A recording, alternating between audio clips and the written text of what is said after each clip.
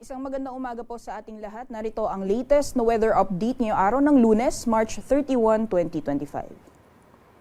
Sa kasalukuyan po yung binabantayan natin na low pressure area ay nasa labas na po ng ating Philippine Area of Responsibility. Ngunit kahit nasa labas na po ito ng PAR ay posible pa rin po itong magdulot ng mga pag-ulan lalong-lalo na po dito sa may Kalayaan Islands pati na rin po sa may Palawan.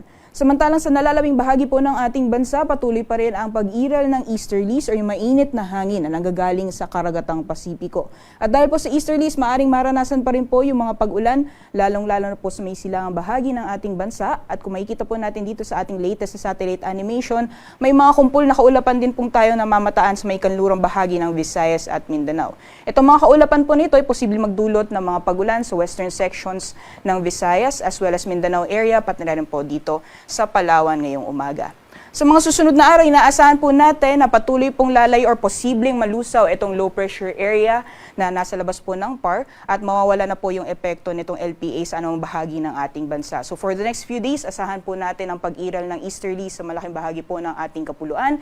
Ibig sabihin po nito, mas magiging madalas lamang po yung mga isolated na thunderstorms, especially sa eastern sections ng ating bansa. So monitoring lamang po tayo ng mga thunderstorm advisory na nilalabas po ng ating Pag-asa Regional Services Divisions.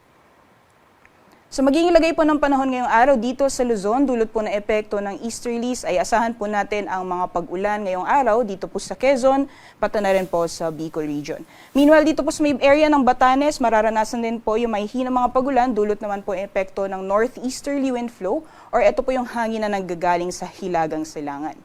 For the rest of Luzon naman po, patuloy pa rin mararanasan ang partly cloudy to cloudy conditions. Kung may mga pagulan man, ay mga panandalian lamang po ito ng mga thunderstorms na mas madalas pong nararanasan sa hapon o sa gabi. Temperature forecast naman po para sa mga piling syudad. Dito po sa Luzon, sa Metro Manila, asahan po natin na maaring umabot ng 33 degrees Celsius maximum temperatures ngayong araw at mainit pa rin po sa Tugigaraw na maaring umabot naman ng 34 degrees Celsius. Sa Lawag naman po, 25 to 32 degrees. Sa Baguio, 17 to 26 degrees Celsius. Sa Tagaytay, maaaring umabot ng 31 degrees Celsius maximum temperatures at 24 to 30 degrees naman para sa Legazpi City. So magiging lagay naman po ng panahon for the rest of the country dahil po sa epekto ng easterlies, pati na rin po nitong low pressure area, maaaring maranasan pa rin po yung mga pag-ulan sa ilang bahagi po ng Visayas, Mindanao, gayon din sa Palawan. Dito po sa bahagi ng Eastern Visayas, gayon din sa Surigao del Norte at Dinagat Islands, possible din po yung mga pag-ulan dulot po ng epekto ng easterlies at pati na rin po dito sa may Zamboanga Peninsula. At dito naman po sa may bahagi ng Palawan ay asahan din po natin ang mga pag-ulan dulot naman ng epekto nitong low pressure area kahit nasa labas po siya ng ating Philippine Area of Responsibility. For the rest of Visayas and Mindanao, partly cloudy to cloudy conditions din po tayo ngayong araw. At kung may mga pagulan man ay dulot po ito ng mga isolated na thunderstorms, especially pagdating po sa hapon na sa gabi. Temperature forecast po para sa mga piling syudad dito po sa Palawan, maximum temperatures po ay maaaring umabot ng 33 degrees Celsius for Kalayaan Islands at 32 degrees Celsius naman para sa Puerto Princesa. At dito po sa Visayas, maximum temperatures po for Iloilo and Cebu, possible na umabot ng 32 degrees Celsius and 25 to 31 degrees Celsius naman para sa Tacloban.